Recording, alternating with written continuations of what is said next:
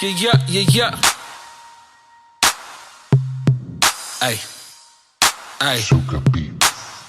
Welcome to the network, where I'm leveling out my net worth. Gonna be raising mountains till my neck hurt. Got the culture on my shoulders, why they thinking about their next verse? I'm dropping the bag for my next hurt. Welcome to the network.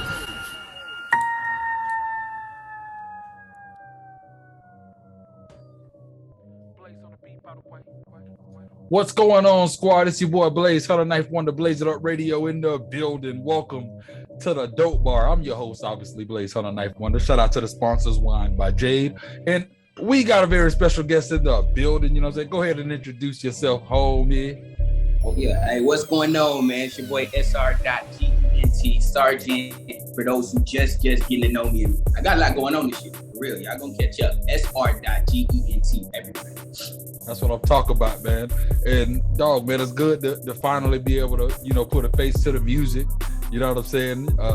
Obviously, big shout out to the girl with the curls. K-Will definitely been raving. And then finally, you know what I'm saying, when we got blessed with to have you on the airwaves, you know what I'm saying, I finally got to get acquainted myself. So it's time to let the world get acquainted. First off, how did the name come about?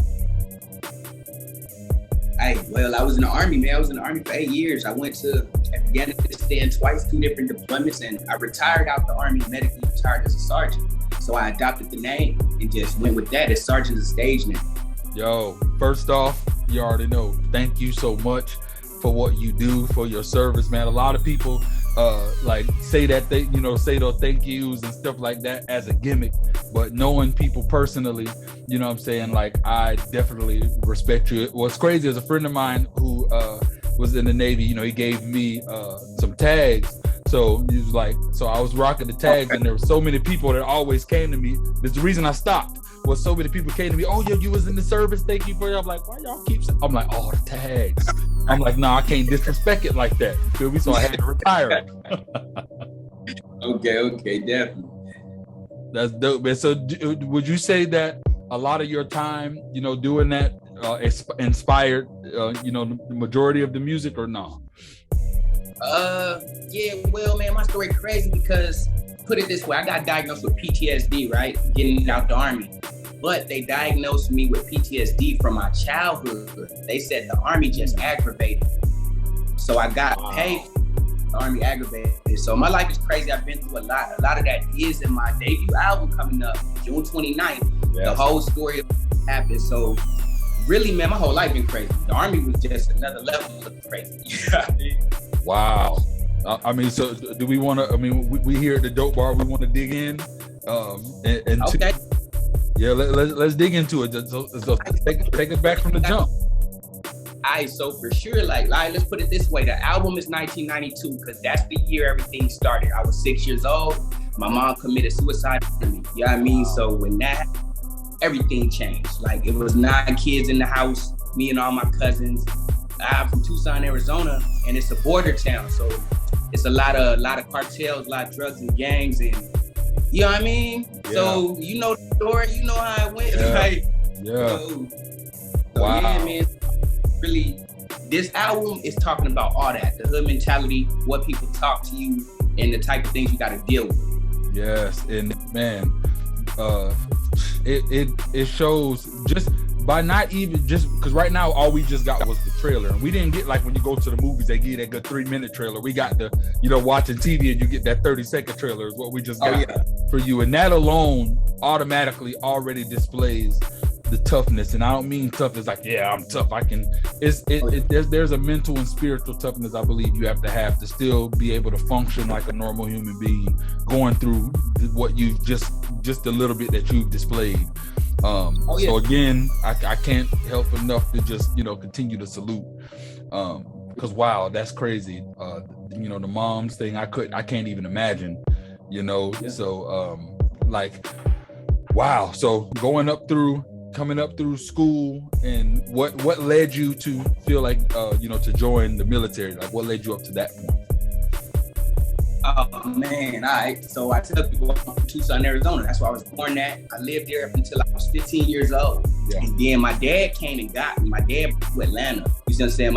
I ain't have a relationship with my dad before that. So my dad came and got me because it was getting pretty bad, you know what I mean? I was getting older, and it was just time to try to really get a hold on that. So my dad brought me to Atlanta, and he brought me to Stone Mountain, Georgia, of all places. You know what I mean? So he brought me right to another hood, and it was a lot better than Tucson, but I started doing a lot of the same stuff. You know what I mean? I was already mad at my pops. I was already mad at a lot of things. I was mad at the whole world. So I was in the streets, man. Like everybody that know me from Stone Mountain, they know me for doing a lot of crazy stuff. You know what I mean? So, so one of the most things that people know me for is I got into a lot of shootouts. I got into shootouts on the highway. I got into shootouts in front of the police.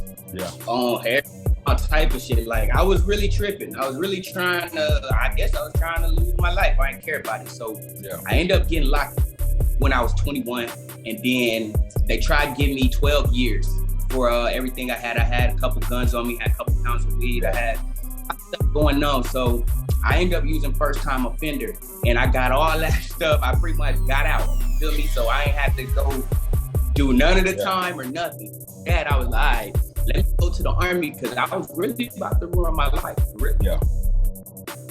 Man, why? What's so crazy is I just love the transparency and the realness, bro, because a lot of people would, take, why would you go to the Army? Yeah, well, I just felt like, things had to be done. I wanted to represent my country and da da da da. Like a lot of people would hit you with that cliche stuff. When people was like, yeah, Blaze, what got you into hip hop? They expect that, well, I was rocking with the boom box, and when I first heard balls, and no, not really. I wanted to get paid. So I was like, I could rap. There's money in this. You feel me? So it's like, I just appreciate the transparency, like real talk, man. So how long, I know you said earlier, how long was your stay in active duty? I was in the Army for 8 years. Wow. Yep, I was in there for 8 years. And honestly, when I joined the Army, the furthest thing from my mind was the fact that we were at war.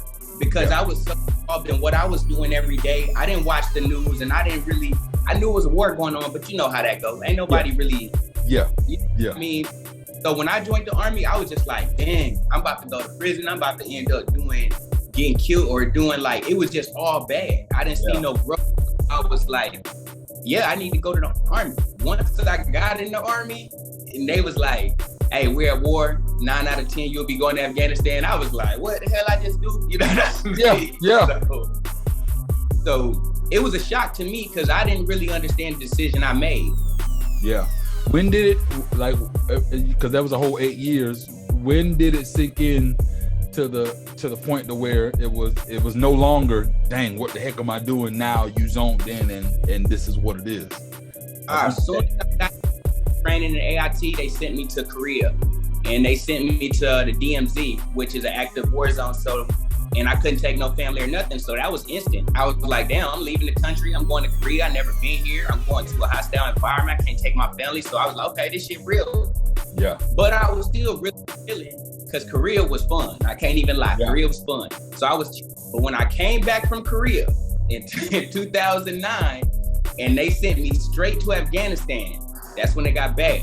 Yeah, because I was standing in formation. I was standing in formation. The first sergeant came out. He was like, some of y'all going to Afghanistan in 2 weeks. I was like, dang, that sucks. I just got back from Korea, so I'm good. I'm not thinking it's me. So next thing you know, I need to see Smith, after the formation. I'm like, what the hell? So go up there. He like, hey, you going with that company to Afghanistan in 2 weeks. You need to shut down everything, get your shit together. I'm like, what the fuck, bro? So it got real, bro. I was scared as hell. I don't care what nobody's telling you. If you're not scared to that situation, Man, look, I feel like in them situations, you kind of have to be, because that's what keeps you on guard. You know what I'm saying? That's what, feel me? If you walk around like, oh, I'm big stuff, I believe that's when you're getting got, because you know what I'm saying, you're overcompensating, you're overconfident. But now I believe when there's that good amount of fear, you know what I'm saying, you give a reverence to your situation. There's a difference. You know how they're like, oh, you should fear God. You know what I'm saying? They don't mean like fear him like you would fear Michael Myers. They mean like have a reverence. Same way you fear your mama and your pops. You know what I'm saying? Oh, didn't I tell you not to do that? Oh, I'm sorry. You know what I'm saying? There's a different type of reverence. So, dang, bro, your story is very, very interesting, man. It really is. And God, it was crazy. It's everything that I was prepared for, which this is what I love about doing these type interviews. Everything I was prepared to talk about, it's not even worth it, because now I got a whole mindset. So once you're out and you're done, you know what I'm saying, it's a wrap for that. When did you decide music was the way to go? Well, that was a crazy thing, because I came back from my second time in Afghanistan in 2012. Yeah. Now, I had a daughter in 2011. While I was in Afghanistan, she was born. So I didn't meet my daughter till she was 6 months. And then the mother of my child, they sent her to Korea while I was still in Afghanistan. So my daughter didn't have no parents in the country. So I had to fight with the army to let them send me back from Germany to get my daughter. So then I got my daughter in 2012, and in 2012 I did my x-rays, my medical stuff from coming back from Afghanistan. Yeah. And when I did and stuff, they found me unfit for duty because I had lost curvature in my spine. I had issues in my foot, and they basically did my heart stops. I have to sleep with a machine to keep me breathing. Like, some stuff happened my second deployment. So they medically retired me. They medically retired me in 2013, where they started the process. And when they started that process, I had a lot of time and really listening to music. Remember live mixtapes, all that stuff. So I was listening to that stuff every day. Like, I was the dude that had the 1 terabyte hard drive full of music. You know what I mean? Yeah. So literally, I was downloading live mixtapes, bro. I downloaded this mixtape. I was so disappointed. Like, it was one song on the whole mixtape I liked. I woke up that day in El Paso, Texas, and I went and bought Pro Tools Express, the Inbox Mini with the little kit, all that. And I learned how to record on YouTube. And from that day, I built everything. You know what I mean? So, and I've been recording myself ever since 2014. Bruh, again, you keep saying a whole lot of things that just make me have to salute you, bruh, because like, just a lot of people be killing me with, well, I haven't wanted to go into school for this, or how you went to YouTube University, you feel me, and figured it out, man. But I did, now mind you, in 2016, after I had got out the Army, I did use my Army money, and I went to the Berklee College of Music. So I did graduate from the Berklee College of Music, but that was, I had recorded myself for years. Yes. Mm-hmm. And it's good, and it's such a good place, because even though I don't knock nobody, none of the people who went to the, got the school and the book smarts when it comes to recording, ain't nothing about that actual experience. You feel me? Going out and getting that experience out the mud is nothing like it. I always like to compare myself with all of the things that I've done engineering and production wise to Nick Cannon and Drumline, where he was able to do all these miraculous things, but it was like, oh, you don't know how to read sheet music? How in the world? Like, I've done so many sessions early. Like, I understand a lot of things now with research and everything, but some of the things that I was doing, it was like, for me to not have gone to school like that, I had no business knowing that stuff. So I'm in the production session with the Corner Boys, and they're like, yeah, so we're gonna need you to do da da da da da. I'm like, what? It's like, how you don't know this? You need me to, what you call it? Oh no, I just, we need the EQs on the voice, and it needed to be brought out. So I didn't understand the professional lingo of it, but I knew what to do. You know what I'm saying? So it's a big time freaking salute, man. So what's the goal with putting out the music? Like what is the, like, besides just the the getting rich and to make it, like, what is the the end result to you for doing this? Well, here's the thing that's crazy as well, man. Like, technically, as far as tax brackets, I'm already rich. I'm not looking for money for myself. My daughter's life is changed. Everything is cool. I'm straight. The house is good. This is my studio. I can pan around like, bro. You know what I mean? But what I'm honest for is because I'm a very, very spiritual person. I have a goal to change the world through music and through creatives. So my path and my company, LTP, that's Lincoln Talented People. That's what we do, Lincoln Talented People. That's what I do. So my ultimate goal is to build LTP INC into such a powerful independent record label that I can give away 50% of the proceeds of LTP INC to the world forever. Bro. And with percent of I'll make it do good for the world, because artists don't realize how much money you can make in music because they sign these bad deals. So they're not scraps. So for me, if I could get all the money I make, all I need is 50% of the revenue my music can generate. That's all I need. Me and that's generational wealth. The other 50%, I plan to change the world with, because I'm into that. But the bigger part is, I'm gonna also other creatives and entertainers to pledge a percentage of their stuff to this nonprofit so I can do bigger work. So eventually this nonprofit will forever be broke and forever help situations. Yeah, well, first off, definitely after this is all done and off air, let's definitely talk more about that. I love that. What's crazy is, again, another salute. This whole conversation is gonna be straight salutes. We might as well be cousins, because I'm telling you, the goals, the mindsets, a lot of two different life paths, but as far as the way to do things, my God, you remind me, me and my partner, Mr. Cooper, and a few people that have that same type of drive. I like to surround myself with people who have that same type of drive. To want this for generational wealth, not for it to be, something that's just some get rich thing. And that's what I'm so much about, is educating independent artists. One thing I've learned doing what I've been doing this since 2020, as far as not on the artist end, more on the business suit and tie in. I've learned that a lot of artists don't, not only do a lot of them not want it the way that they think they want it, but a lot of them are just uneducated to know how to, to go about it.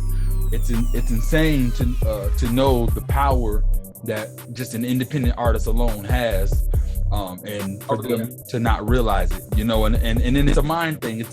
A lot of them, I always feel like they're mainstream minded. Like, there's a lot of them that have a whole bunch of music out and they're not putting effort to promotions and stuff, and then when you go at them about it, that ain't my thing, I just go in the booth and spit, I don't know nothing about this promotion thing or whatever. Then let a famous rapper put out a rap challenge. Yo, this your boy Yo Gotti, y'all rap a song on my beat and post it, and then I'll choose whoever, blah blah blah. These dudes become the best promoters you've ever seen in your life. I'm talking about these dudes record a thing to the verse, they recording whole videos to it, hitting everybody in their DMs one by one. I'm talking about this particular post got the most views and comments and interactions any of their posts do. Meanwhile, they got whole rap songs, whole videos, whole albums that ain't getting not a speck of attention. You feel me? Oh yeah. It's like, that's the mindset though, because they feel, this is what it is, because they're mainstream and label minded.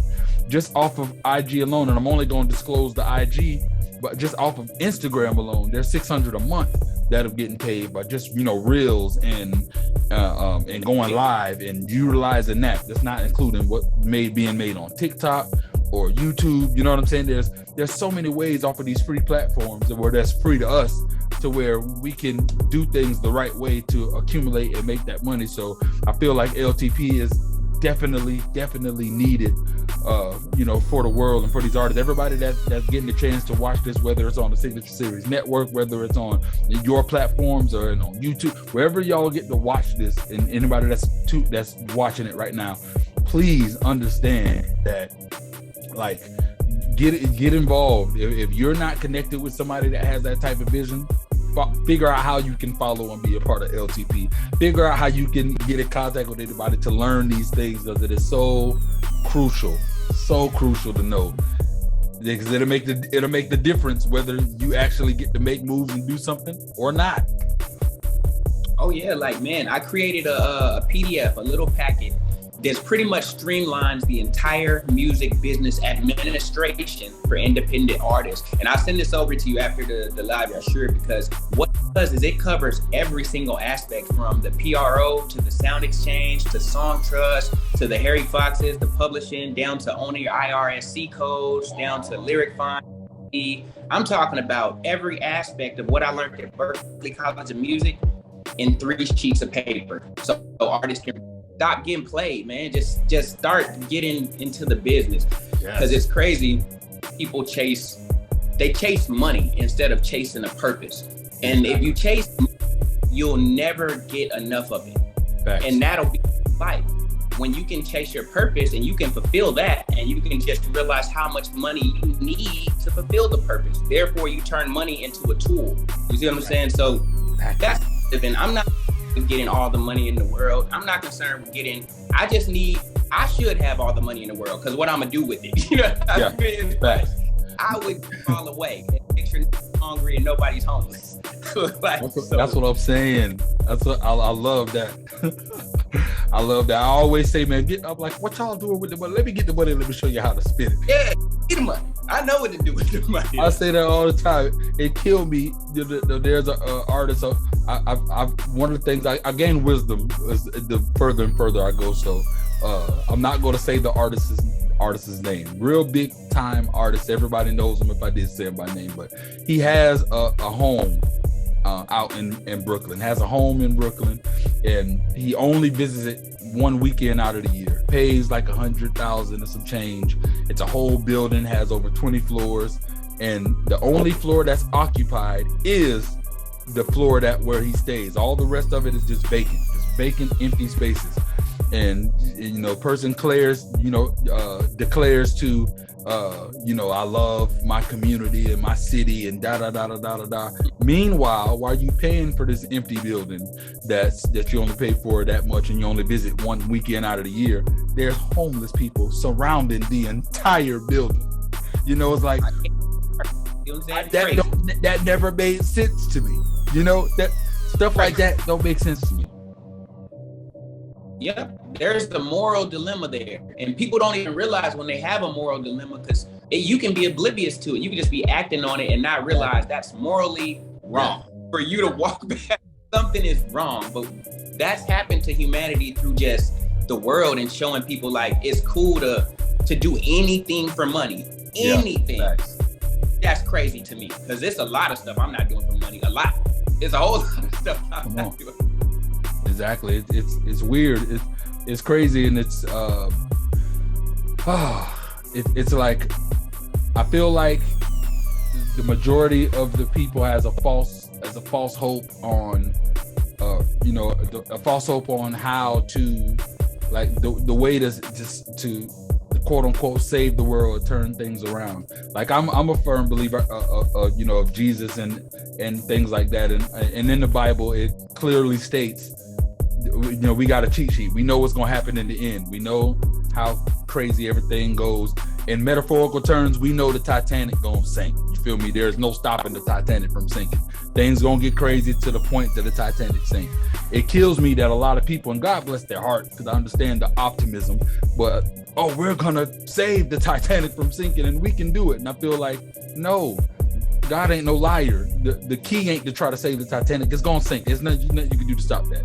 But get as many life rafts as you can to save as many people as you can. I feel like people they're not constructive enough in the proper areas, and that's just not with that. That's just with a lot of different things in life. Like that whole analogy that you gave with your purpose. Like if you chasing money, like I know what you're trying to gain, but imagine if you did chase after your purpose, and just imagine the type of, and then when you use money as a tool, imagine all the things that you want to do, that you will be able to do, doing it for the right reasons. It's like it's insane. So with all that said, and that whole entire soliloquy that I just gave, for you, what do you think is your way to contribute to kind of help the minds actually be woke and see that proper agenda? Like the majority of the world don't. Like, what is your way of getting as many people on that life raft and on those life rafts to save them? I just found out my way of doing that within the past year and a half through a brother of mine named Cash on Abel, a fellow artist brother of mine, because he called me one day and he was like, bro, over these past 6 years, I know you taught me so much and pulled me into a new mentality just by being you and doing what you're doing, and just me watching you. And a lot of people are starting to tell me that, like, the things you do, the way you talk and the way you move are showing me there's a different way to do it. So I guess just doing what I'm doing, being the example and just I ain't going, man. I'm not signing no record deal. I'm not going. I know too much about what they do to ever sign one. You know what I mean? Exactly. That's done. That's been done. Amen. I used to be the director of production for Universal Music, and when I signed on with them, the whole purpose was, and the reason I even took the position in the first place was, yeah, we really want to switch up the way that the rest of the industry is doing, and we want to make a chance for independent artists. And they sold me that whole dream. Every independent artist that I reach out to try to help, they hit them with that glass ceiling. Every single one. So I was just like, I'm like, all right, I know my time here is limited. I just learned every single thing I needed to learn, every connection I needed to make. And then before I made the decision to bounce, the way that I was going to bounce was going to definitely burn a bridge. Fortunately, it's weird to say fortunately with this, but I was diagnosed with lupus. So with having lupus and the combination of what I had to go on medical leave, uproot from South Florida, move to Georgia for the, those type of treatments. So that was the way that bridge was cut. But I got to leave without burning bridges with everybody. So just in case I ever want to do any type of, business move or whatever, not signed up with none of them, but you feel me? So I was able to get away from that. But while I was there, it was just insane to know that, God, even when you in the machine, you ain't allowed to help. You're not allowed to help. And you know what I'm saying? It was crazy to me. So artists, I understand people want that thing where the labels take up and do the more. That's what it is. People want the work done for them. But that day and age is dead. You know what I'm saying? That day and age is dead. People just have to come to the point that just accept that we are in the social media era of the music industry now. That's where we are. Like labels that's gonna come and see, oh, that boy Sr.Gent got skills. You know what? Let's sign him and let's artist develop him. Let's put him with all these different producers. Let's work on his wardrobe. Let's spend his money. They're not doing that anymore. They want to see, oh, you got it all together. We're gonna throw money on pushing what you already got done. That's what they want to do now. So like even then, you have to do all of the work. And then a lot of people kill me with this narrative of no, I don't pay for promo. If I'm as good as I am, I'm not paying. Understand that the more successful you get, the more promo you're going to pay for. Do you think 50 is getting his stuff played on the radio stations for free when he drop a new album? No, it's getting paid for. When you see him on the billboards, that's getting paid for. When he getting interviewed, that's getting paid for. When he's performing at these big concerts and doing these tours, the stage got to get paid for, the lights got to get paid for, the stage manager, the tour manager, the clothing manager, the hotels, the bus, the gas for the bus, all of that stuff get paid for. You feel me? But a lot of people don't realize that in this game, and I feel like a lot of them just throw this stuff away. I tell people all the time, I don't care what the artist is. It could be Michael Jackson if he was still alive. It don't matter. Prince, it doesn't matter. Drake, anybody. If they was to have a zero marketing budget for any album that ever dropped, it's gonna flop. The shit's flopping. Facts. In what they expect, it's flopping. It's gonna be considered a flop with a zero marketing budget or what your name is. And that's just what it is. Big Like the biggest artists in the game have always had the biggest marketing budgets. Yes. Always. Like that's basically the success of a musician is directly tied to your budget, honestly. That's just what it is. Yes. Unless you really family connected, like Jermaine Dupri and his dad started a record label for him. Different. You can have stuff like that, but you're gonna have to have something. Mm-hmm. But still, even with stuff like that, once they get it popping, they still had to do things to kind of bring in money anyways to continue it. You know what I mean? So it's like, regardless, no matter what, people still have to do, certain things. They still got to get it. And then even if your budget is small, people, this is another gem that we'll drop on you. Even if the budget is small, that don't mean that, oh, well, I got a little budget, he got a big budget, so I can't do it. No, use what you have in your means to, to make that happen. You know what I'm saying? Like I said, there's so much money on social media for you to be made. Do more reels, do more of this, there's a lot of things that you can do to, you know what I mean, to get money up, get a budget up, the connections. This watch right here, they pay me to rock this watch on my lives and in my interviews and in my shows. You know what I'm saying? Wine by Jade. You know what I'm saying? That like to shout them out, to do the things that I do. there's people that'll will pay you for you to be able to accumulate and to grow your budget and grow your budget. So definitely, guys, like definitely do your research, do your due diligence. Please, we definitely got to connect. After this, you know what I'm saying? Because hey, I'm like, my mind is, I'm a sponge, and no matter how far I go, no matter how many things I've done, I'm always in a willing to learn, type of mentality, So, man, it's been an honor learning. I can't wait for the actual, album to drop, because I definitely love zoning out, listening to music and hearing that story, seeing that picture painted. So if there's anything that you can say to the audience, right now about not only where they could find you and what to expect musically, but what you want them to get. If you don't talk to them, if they don't hear from you anymore, what message do you want to get across? The main thing is, for one, once again, sr.gent everywhere you go. And the main thing with me is, if you're an independent artist or entrepreneur, make sure that you're paying for assets, not services. When I say that, I mean, like, okay, I just invested a lot of money into camera equipment, and I could have paid somebody to shoot me 20 videos. But instead of that, I bought the assets. I bought the cameras, the lenses, I bought everything. And now I have a tool to barter with. Because with the independent game, it's already expensive. So if you know you need to record, don't pay $3,000 to record, just buy the studio. For $3,000, $3,500, you can get what you see in here. Now, not the building, but the Apollo, the mic, and the computer. That's the studio.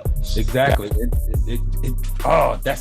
Girl, you my boy. You don't understand, because you feel me? I was just telling somebody the same thing, and they were like, well, I'll never be able to do the things that you do, because, they call me Blaze Hunter Ninth Wonder because of the things I do engineering wise. So I was like, that don't stop you from recording. I'm like, I said, I hear you and I appreciate all the love, but they don't call me the Ninth Wonder for pressing record and recording you. You can still record your entire album, save so much money, and then just send it to me to mix and master.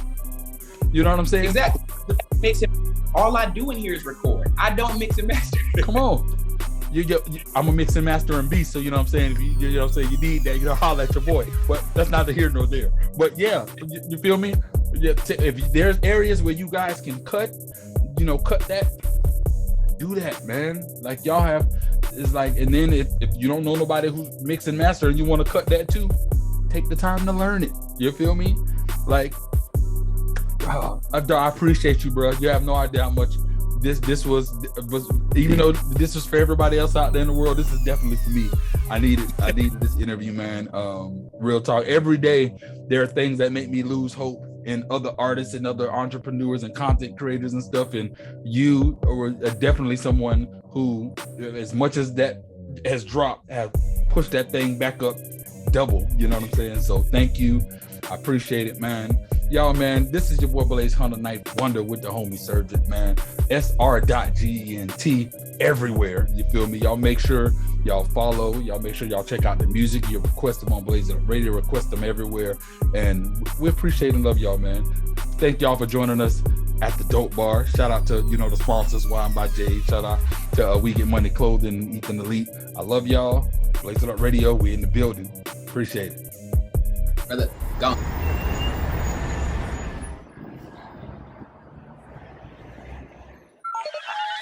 I just wanna dance. I ain't really trying to converse with nobody. I just wanna dance. I just wanna get acquainted with your body. I just wanna dance. I just wanna dance. I just wanna dance. I just wanna dance. I just wanna dance. I just wanna dance. I just wanna dance. Dance. I just wanna dance. I ain't trying to talk now. I'm just trying to merely rock there, quick walk. Yeah, I just wanna move. I ain't trying to cuddle. Just ain't in the mood to have you all up in my bubble. I just wanna dug it. Maybe hit the cat daddy. Yeah, I'm old school where the ladies look back at it. Yeah, I might floss with it like I'm trying to make the smile brighter. I ain't really trying to shoot cause I'm a lover, not a fighter. I just wanna do like David cause the bass, the kick and the snap, I crave it. Slow it down like I'm in the Matrix. I'm a Morpheus swear, take 'em back to the basics.